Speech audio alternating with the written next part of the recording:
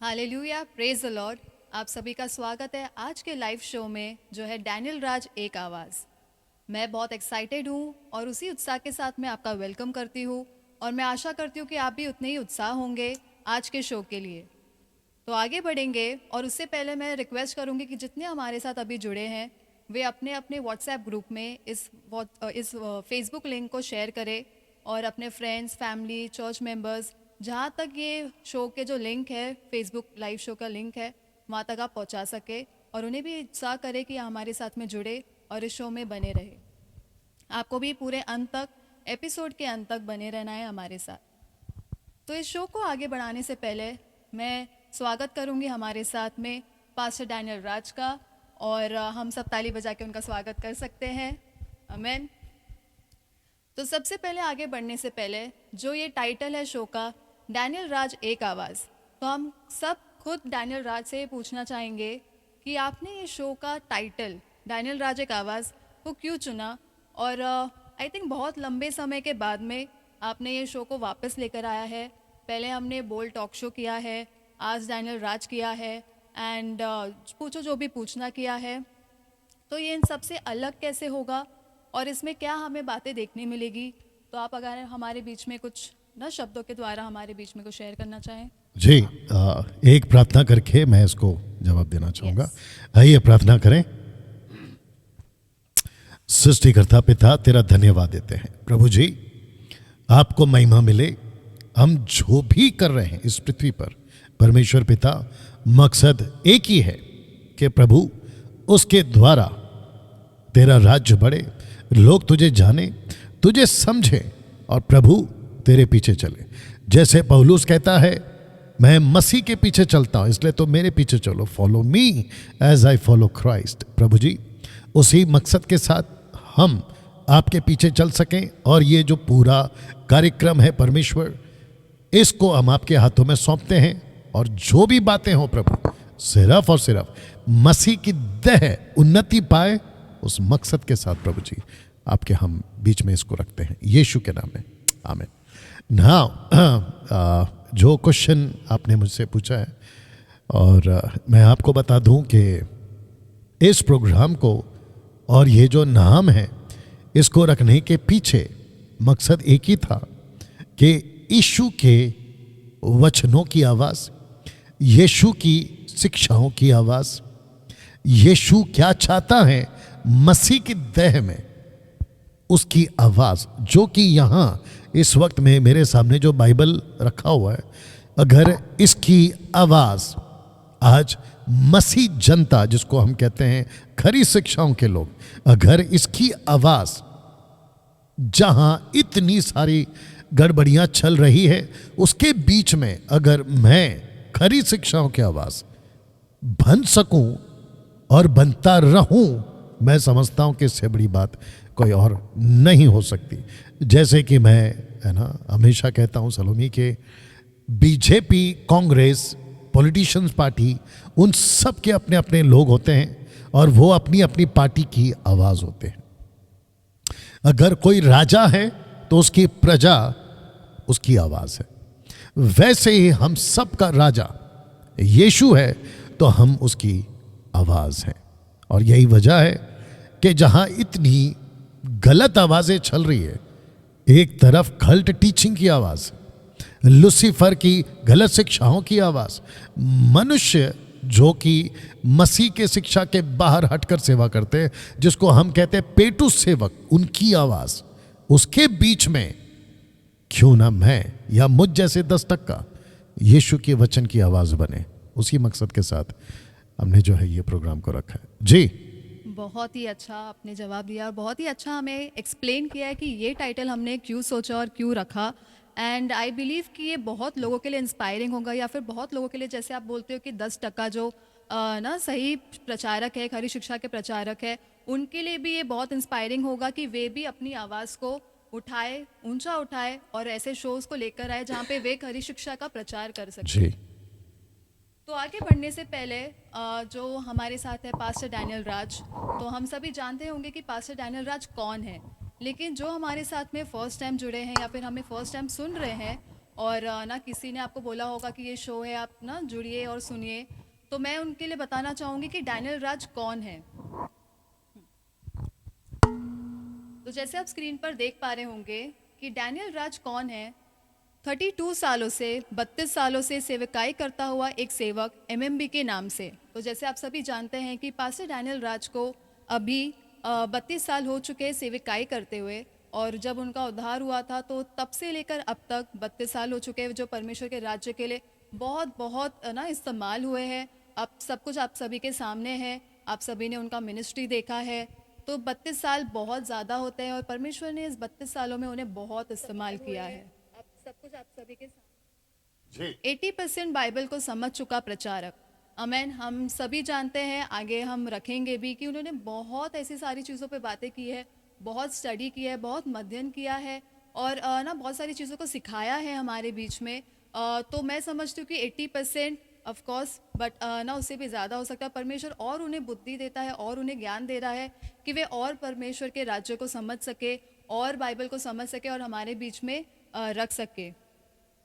जैसे आप देख पा रहे हैं कि यीशु के प्रचार के साथ चलने वाला सेवक, ऑफ कोर्स हम भी मानते हैं, और इसीलिए हम आई थिंक आपने अगर चुना है कि मैं किसको सुनूं या फिर मैं किसके पीछे चलूं या फिर मैं किसके प्रचार को सुनूं, तब जाके जब आपने आपका स्टडी किया होगा तब जाके आपने निर्णय किया कि मैं डैनियल राज को सुनूंगा, और तभी आप ना हमारे साथ में जुड़े हैं। इसीलिए क्योंकि वे खरी शिक्षा का प्रचार करते हैं, वे यीशु का प्रचारक है, और वो ये सिर्फ यीशु के बातों को और बाइबल से ही बातों को करते हैं। आप जैसे ना स्क्रीन पर देख पा रहे हैं कि डैनियल राज वो है जिसने इन सब विषयों पर शिक्षाएं दे रखी हैं। अगर मैं पढ़ूं, study on the book of Genesis, study on the book of Daniel, study on the book of Revelation, study on the book of 4 Gospels, study on the book of Apostles, study on the ministries of Moses, study on tongues, Trinity, Holy Spirit, study on Jesus, God the Father, study on Satan, heresies, Antichrist, study on Great Commission, full Bible study in 1 hour, full Revelation study in 1 hour, 5 minutes Bible study, discipleship training, SSD जो कि है school of sound doctrine, प्रचारकों का झुंड, पूछो जो भी पूछना है, बोल टॉक शो, ये कैसा अंधापन है, महान रखवाला पूछेगा, डिबेट शोज। आमेन। मुझे लगता है कि इसमें और भी सारी चीज़ें हैं जो शायद इसमें हमने नहीं डाला होगा, जैसे ना daughters of man, sons of God, तो वो और भी ऐसी सारी टॉपिक है जो शायद यहाँ पर नहीं है, और यहाँ पे सम अप करना भी बहुत मुश्किल है कि ना एक स्लाइड में ना हम सारी चीज़ों को डालें। लेकिन आप सभी जानते हैं कि बहुत सारी ऐसी और भी विषय हैं जिस पे पास्टर डैनियल ने बात की है। तो मैं समझती हूँ कि जो पहली बार हमें सुन रहे हैं, तो ये सारी जितने आप स्क्रीन पे देख पा रहे हो, इसकी टीचिंग ऑलरेडी अवेलेबल है यूट्यूब पर। तो जो फर्स्ट टाइम सुन रहे हैं, मैं रिक्वेस्ट करूँगी, अगर आपको ये सब टॉपिक्स जो हमारा ऑलरेडी शोज़ हो चुका है, अगर इन सभी के विषय में आपको और जानना है, तो मैं रिक्वेस्ट करूँगी कि आप फेसबुक पे फॉलो करें, और यूट्यूब का जो चैनल है पास्टर डैनियल का, वो फॉलो करें, और आप ये सारे टॉपिक्स के ऊपर जो ऑलरेडी प्रीचिंग हो चुकी है उसे जाकर आप देखें और भी अपने जो ज्ञान को है उसे बढ़ाइए। तो पास्टर डैनियल, हम शुरू करें आज का पहला प्रश्न के साथ और फर्स्ट टॉपिक के साथ। मैं काफ़ी एक्साइटेड हूँ, एंड इसके आगे हम बढ़ने से पहले मैं रिक्वेस्ट करूँगी जितने हमारे साथ जुड़े हैं, जो मैं टॉपिक रखूँगी मैं रख देती हूँ आपके सामने। अन्य भाषा। आमेन। सभी ने पास्टर डैनियल को बहुत बार सुना होगा इस टॉपिक पे बात करते हुए, जो है अन्य भाषा, टंग्स। मुझे लगता है सभी को ऐसे लगता होगा कि ये पास्टर डैनियल का फेवरेट टॉपिक है, क्योंकि आपने बहुत बार सुना होगा उनको इस विषय पे बात करते हुए, अलग एंगल्स के साथ में, अलग विषयों के साथ में, ना बहुत सारी ऐसी स्टडीज़ के साथ में जो उन्होंने हमारे बीच में इसका पूरा खुलासा दिया है। आमीन। तो आज का जो पहला विषय हम अन्य भाषा के साथ शुरू करना चाहते हैं, और जो हमने अभी तक देखा कि उनका जो जर्नी रहा है, ना जो 32 सालों का जर्नी रहा है, जस्ट थोड़ा सा मैं आपका टाइम देना चाहूँगी कि जो हमारा जो पास्टर डैनियल राज का जर्नी है आपने देखा है, और अगर आपने ध्यान से स्लाइड्स को भी देखा होगा तो आपने देखा होगा कि जो प्रचार उन्होंने स्टार्ट की, टीचिंग्स उन्होंने स्टार्ट की, और 32 सालों में ऐसा नहीं है कि सिर्फ उन्होंने वही किया है, बट एक चीज़ है जो वहाँ पर मिसिंग है, जो मैं आपके ध्यान में लेकर आना चाहूँगी, वो है कि उन्होंने इनिशियली 15 टू 20 इयर्स में भी प्रेज एंड वर्शिप किया था, जिसका जिक्र हमने शायद स्लाइड में नहीं किया है। और ना जो उनको बहुत पहले से जानते हैं कि वो पहले प्रचारक होने से पहले वो एक वर्शिपर थे, प्रेज एंड वर्शिप करते थे और बहुत बहुत मतलब फेमस थे इस ना वर्शिप के इसमें। बहुत मीटिंग्स में उनको बुलाया जाता था। मुंबई में अगर मैं देखूँ तो आई थिंक कोई मीटिंग ऐसा नहीं होता था जहाँ पर आप प्रेज एंड वर्शिप करने नहीं जाते थे। राइट। तो मैं आपसे जानना चाहूँगी, और शायद मैं ही नहीं, आपके जो सुनने वाले हैं, जो मसीह जनता है, मे बी वो भी आपसे ना एक जो आपका एक्सपीरियंस रहा है जब आप पहले प्रेज एंड वर्शिप करते थे, जब वहाँ से आपको परमेश्वर ने वो खुलासा दिया, मे बी टंग्स जो आपका बहुत ना वो टाइम का बहुत बड़ा खुलासा था, जिसको लेकर आपने उसके बाद आगे बहुत सारी चीज़ों में आपने स्टडी किया और फिर आगे आप बढ़ते चले गए। लेकिन जो आपका पहला जो एक रिफॉर्मेशन था या फिर एक पहली जो खुलासा था वो था tongues. Right. And great commission करने के दौरान, जो आपने बहुत बार आपके प्रीचिंग में भी बताया है कि ग्रेट कमीशन करने के दौरान आपको ये चीज़ें और सामने आई, तब आपने सोचा कि नहीं, सिर्फ प्रेज एंड वर्शिप ही सब कुछ नहीं है, मुझे इससे हटकर या इससे ऊपर भी परमेश्वर ने मिनिस्ट्री में बहुत कुछ रखा है और परमेश्वर ने बहुत बड़ा बड़ा मकसद रखा है। प्रेज एंड वर्शिप से मुझे थोड़ा सा ना ब्रेक लेकर या फिर और स्टडी कर कर प्रचार को कितना इम्पोर्टेंस देना है, लोगों के बीच में कैसे पहुंचाना है कि परमेश्वर का प्रचार कैसे होना चाहिए, खरी शिक्षा क्या है। आई थिंक ये खरी शिक्षा लाने का जो आपका पॉइंट था, मुझे नहीं लगता कि इससे पहले हमने कभी सुना होगा कि ना खरी शिक्षा का जो दहाड़ है, तो वो एक है। आई थिंक बहुत सारी चीज़ों में तो आपका वो ट्रांजिशन पीरियड जो था, जब आपको परमेश्वर ने वो खुलासा दिया कि नहीं ना डैनियल, अब ये तो बहुत सालों से कर लिया, लेकिन इसके आगे ना सिर्फ यही नहीं करते रहना है, मे बी इसके आगे जो परमेश्वर ने आपको चुनने का जो मकसद है, और मे बी आपको ये चुना भी इसीलिए गया है ना, मैं समझती हूँ कि परमेश्वर ने वो देखा, वो भूख और प्यास आपके अंदर, क्योंकि ये बस सबकी बस की बात नहीं है, टू बी ऑनेस्ट ना। इतना जब आप शेयर करेंगे, आई एम श्योर कि आप उस बारे में भी बोलेंगे, क्योंकि जब आपने ये सोचा तो जितने आपके सपोर्ट में नहीं थे उतने आपके विरोध में थे। आमीन। इतना इजी नहीं है कि किसी चीज़ को ना सामने रखना जो बहुत सालों से चलते आया था और उस चीज़ को एकदम से बोलना कि नहीं ये गलत है, तो ये किसी के लिए डाइजेस्ट करना या फिर एक्सेप्ट करना, वो एक्सेप्टेंस लेकर आना लोगों में बहुत मुश्किल था।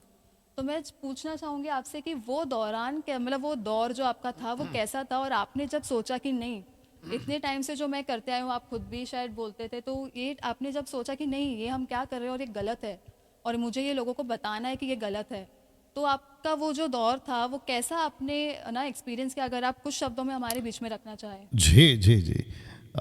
जितने अभी इस वक्त में देख रहे हैं, जो सलोमी ने क्वेश्चन किया है, मैं उसको रखूँगा और मैं उसको ऐसे रखूँगा कि अगर रास्ता शुरुआत में ही हमने गलत ले लिया है और उसी रास्ते पे हम चले गए, और अगर वो रास्ता कंक्रीट बन जाए और फिर उसके बाद में हम दूसरों को भी सिखाते चले गए कि यही रास्ता सही है, यही रास्ता सही है, लेकिन जब डेड एंड पे पहुंचते हैं, यानी कि अंतिम जो छोर है वहाँ पहुंचते हैं, फिर पता चलता है पीछे पलट करके हम तो गलत रास्ता का चुनाव कर लिया। और फिर उसके बाद में जितने को हमने एड्रेस दिया था कि ये रास्ता सही है, ये रास्ता, उनको कन्विंस करना कि मैं गलत था, आप अभी गलत चले गए मेरी वजह से, अब वापस से यू टर्न करिए और वापस आप सही ट्रैक पे आइए क्योंकि मैं सही ट्रैक पे जा रहा हूँ। तो कन्विंस करना बहुत मुश्किल है, जैसे आपने अपने स्टेटमेंट में बोला ना। बदलाव कैसे आया मिनिस्ट्री में? आपने कहा कि मुझे 32 साल हो गए मिनिस्ट्री में, 32 साल हो गए। इन 32 सालों में 2014 तक लगभग मेरी जो सेविकाई है, शुरुआत के कुछ 2-3 सालों को छोड़कर अगर मैं कहूँ तो मिनिस्ट्री जो थी वो वर्शिप में थी 20 साल। मुंबई के अंदर 20 साल, महाराष्ट्र स्टेट, मुंबई, इंडिया, 20 साल गाना गाते हुए, 10-12 एल्बम्स, जिसको हम कहते हैं, उन दिनों में कैसेट्स आते थे, सीडीज आती थी, उसको निकालते हुए और यूट्यूब पे भी मेरे बहुत सारे गाने हैं। और जैसे आपने कहा कि मुंबई में शायद ही कोई ऐसी मीटिंग होगी जिसमें मैं नहीं जानता था। और मुंबई के जितने भी बड़े बड़े पास्टर्स हैं, खैर हम किसी का नाम नहीं लेंगे, जितने भी बड़े बड़े पास्टर्स या छोटे पास्टर, मेगा चर्चेस जितने भी और बड़ी बड़ी कन्वेंशंस हो गए, उसमें डैनियल राज होता ही था। बीच में मुझे ये भी सुनने को मिला था कि ऑर्गेनाइजर्स को कहा गया था कि बाकी वर्शिपर्स के द्वारा, खैर नाम नहीं लेंगे, कि डैनियल राज को ही क्यों बुलाते। मतलब इतना हो गया था कि पैम्पलेट पर, पोस्टर पर, मीटिंग्स के होर्डिंग्स पर डैनियल राज और फोटो, डैनियल राज और फोटो, ये इतना होता था ना। आपने पूछा कि बदलाव कैसे आ गया, तो बदलाव इसलिए आ गया कि 2014 में जब हम है ना किसी एक किताब पे काम कर रहे थे और वो है ग्रेट कमीशन, और तब वहाँ से मैं एनालाइज कर पाया, कैलकुलेट कर पाया कि चीज़ें मसीह के दय में कितनी बिगड़ रही हैं और कितना कुछ गलत शिक्षाएं हो रही है। वो चाहे ये जो पोस्टर पे आपको दिख रहा है, वो चाहे अन्य भाषा हो, सेकंड पोस्टर डाल देना, या वो पैसों का दशमांश हो जो आपके स्क्रीन के ऊपर अब आपको दिख रहा है, ऐसे कुछ मुद्दे, और वापस कर दीजिए पीछे, ऐसे कुछ मुद्दे हैं, लेइंग हैंड्स और बहुत सारी अभिषेक के नाम पे। तो जब मैंने उसको कैलकुलेट किया, मैंने जब देखा कि अरे गड़बड़ तो बहुत है, फिर वहाँ से जिसको हम परमेश्वर का वचन कहते हैं, वर्ड ऑफ गॉड, बाइबल जिसको हम कहते हैं, इसमें से मैंने जब कॉन्टेक्स्ट में पढ़ना शुरू किया, देखिए सलोमी, मिनिस्ट्री सब कर रहे हैं, चर्चेस, आपका माइक बंद है शायद, मिनिस्ट्री सब कर रहे हैं, चेक कर लीजिए, चेक। हाँ अभी है, मिनिस्ट्री सब कर रहे हैं, मिनिस्ट्री सब कर रहे हैं, बड़े बड़े चर्चेस, मेगा चर्चेस, पास्टर सब कर रहे हैं। लेकिन मेरा पॉइंट ये है, वो मिनिस्ट्री कहाँ है जो यीशु छोड़ कर गए थे? वो चर्च कहाँ है जो यीशु अपने पतरस को देकर गया था, पतरस के बाद पौलुस को दिया गया था, तिमोथी टाइटस को दिया गया था? वो ट्रैक कहाँ है, वो फाउंडेशन कहाँ है, और वो पैटर्न कहाँ है, और वो स्क्रिप्चर की बातें कहाँ हैं? आज बहुत गड़बड़ है। जब मैंने उसको देखा, तो मैं इसको ज़्यादा लंबा नहीं खींचूंगा क्योंकि हमें आज आप लोगों के सवालों के जवाब भी देने।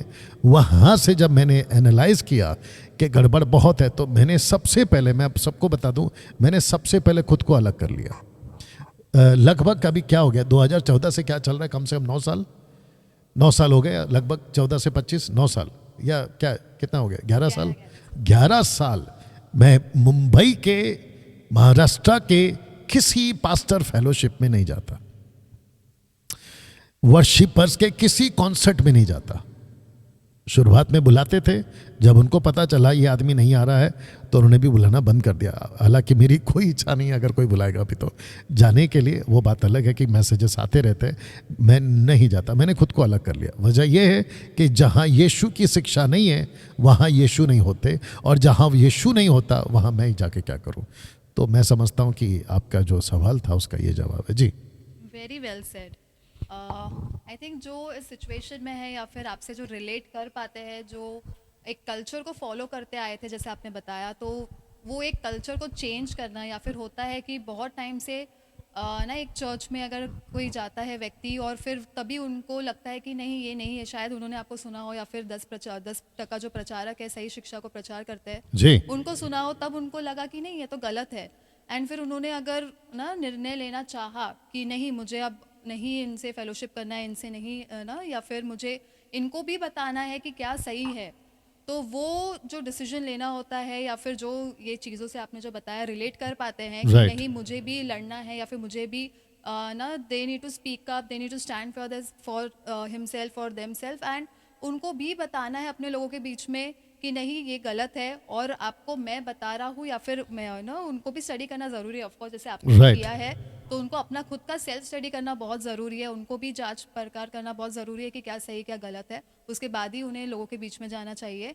बट जो आपके ना सिचुएशन से या फिर आपने जो बताया उसे रिलेट कर पाते हैं, तो उनके लिए बहुत ही ज़्यादा इंकरेजिंग होगा, मोटिवेटिंग होगा कि वे भी ना सीखे और दूसरों को सिखाने वाले बने, ना कि उसी कल्चर को फॉलो करते रह जाए पूरे ना जितना Right. उनका समय बचा है इस दुनिया में, वही ना करते रहे। लेकिन जब उन्हें लगता है कि ये सही है, और परमेश्वर अगर उन्हें प्रकाशन देता है कि ये सही है, तो उन्हें बहुत ज़रूरी है कि उसी समय उसी घड़ी वो निर्णय ले और उस चीज़ों को पीछे छोड़े Right. और अपना जो कॉन्क्रीट बन जाता है जैसे आपने बोला, लेकिन उसे तोड़ना बहुत ज़रूरी है अगर वो गलत है। राइट तो बिल्कुल उस चीज़ को और ना बढ़ाते हुए लेकिन उसे उसी जगह पे छोड़े और आगे बढ़े। Right. और जो आपको सुनते हैं वे समझते होंगे कि कितना मुश्किल होता है, कितना आपका देखा है पूरा जर्नी कि परमेश्वर ने आपको चुनने के बाद में या देने के बाद में ये चीज़ें आपके ज़िंदगी में लाने के बाद में आपको छोड़ नहीं दिया उसी चीज़ Right. पे, लेकिन और बढ़ाते गए और चीज़ों का खुलासा देते गए। तो वैसे उनके लिए भी वही होगा कि वे और बढ़ते जाएंगे राइट और चीज़ों में मैं एक चीज़ में ऐड करूंगा। आपने अभी लास्ट में जो कहा ना कि आप रुके नहीं बल्कि आप बढ़ाते गए, मैं चाहता हूँ वो स्लाइड रख दो, आज का प्रोग्राम का जो स्लाइड है वो रख दो, ये वाला। Thank you. आपने कहा कि आप रुके नहीं। मैं आपको बता दूं, जितने दर्शक अभी इस वक्त में देख रहे हैं फेसबुक यूट्यूब पर, मैं आपको बता दूं, और ये रिकॉर्डेड वीडियो जो अलग से एडिट होगा, मुझे रोकने के लिए लूसीफर ने अपनी पूरी ताकत लगा दी और उसके जितने भी दावपेच पैथरे और उसका जितना भी डिवाइसेस उसने पूरी कोशिश कर ली। मेरे अगेंस्ट में वीडियो इतनी बनती है कि वो कहता है कि अगर मैं इसके विरोध में वीडियो बनाऊं तो ये थक जाएगा, ये टूट जाएगा, ये बिखर जाएगा, ये डिस्करेज हो जाएगा, ये निराश हो जाएगा, हताश हो जाएगा। लेकिन नहीं, मैं उल्टा उतना ऊपर उभरा और बढ़ चढ़कर, और अब बता दूं कि आपको भी पता है, because you are my daughter, आपको पता है कि हम किस लेवल पे काम कर रहे हैं। हम पूरे भारत में जितना विरोध हो रहा है उतना बढ़ चढ़कर काम कर रहे हैं। और अब तो हमने क्या कहते हैं, एक कदम आगे नहीं बल्कि हमने एक लंबी छलांग लगा दी, और वो है बाइबल कॉलेज शुरू करके। और आपको अंदाजा भी होगा क्योंकि बहुत वीडियो अपलोड्स होती हैं कि हमने इतनी प्रोग्राम्स की वीडियोस को एडिट करके डाला हुआ है, जिसको हम एडिट वीडियो कहते हैं, गवाहियों की, और क्या इम्पैक्ट पड़ा है। तो जिसके चलते मैं रुकूंगा तो नहीं, और जितने हमारे ऐसे लोग हैं जिनको लगता है कि ये रुक जाएगा, ये बंद हो जाएगा, देखो आपको भी पता है कि जिस पेड़ को परमेश्वर ने लगाया उसको कोई माई के लाल उखाड़ नहीं पाएगा, और जिसको नहीं लगाया उसको कितना भी कोशिश करो कोई नहीं टिका पाएगा। जी थैंक यू। जैसे आपने वही कहा कि यीशु के भी विरोध में बहुत लोगों ने किया था, क्योंकि यीशु ने भी यही चीज़ की थी कि उन्होंने जो उनका कल्चर चलते आया था उसके बीच में उन्होंने कहा Right. कि ये गलत है, ये गलत है, ये गलत है, और वो सही शिक्षा देने आए थे। तो लेकिन उनका भी जैसे किसी ने सपोर्ट नहीं किया था, उनको भी पागल कहा उनका गया। भी विरोध होता था, उनके Correct. घर के लोगों ने उनको पागल बोला, बिल्कुल सही कहा आपने। लेकिन हम नहीं कहते, लेकिन हम उतना ही सपोर्ट करना चाहते हैं कि आप और किंगडम में नहीं बढ़े। नहीं और I know, I Masih understand. समाज में बहुत सारे ऐसे लोग हैं जिनको मैं हजम नहीं होता हूँ, और अभी भी बैठ के देख रहे होंगे कि बोले भाई अब ये नया क्या आ गया है, डैनियल राज एक आवाज़ है। उनको तो पहली बात ये हजम नहीं हो रही है कि डैनियल राज एक आवाज़ का प्रोग्राम का नाम कैसे रख लिया। कंटिन्यू। तो मैं वो स्लाइड में जाती हूँ जिसका टॉपिक हमें आज डिस्कस करना है। हाँ ये कुछ क्वेश्चंस का हिसाब से कर लीजिए।